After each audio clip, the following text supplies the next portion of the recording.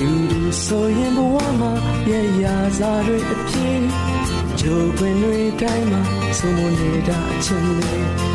ဝေဒနာပြဿနာတွေဝင်မွေမဲ့ဟေးနေကွာချင်းလေးမှာဒီအစင်သာရှိစေဘာရဲ့ကြောင့်မှမဝေလို့ဘယ်တော့မှမလွမ်းလို့ဘယ်သူပြတ်ပြတ်ပေါ်ချစ်တွေမပြည့်စီဖို့ကိုတင်နာစားရတွေ့ရှင်နဲ့ပြင်စင်မဲ့ကွယ်အချိန်တွေတိုင်းဝင်ရောက်သူဒိုနာလေ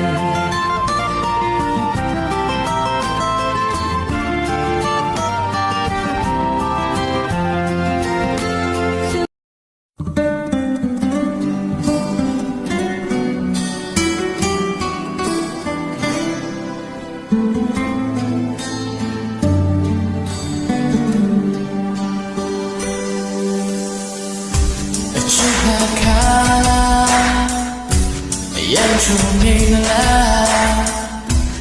ดีในวันนี้ชีวิตยังยา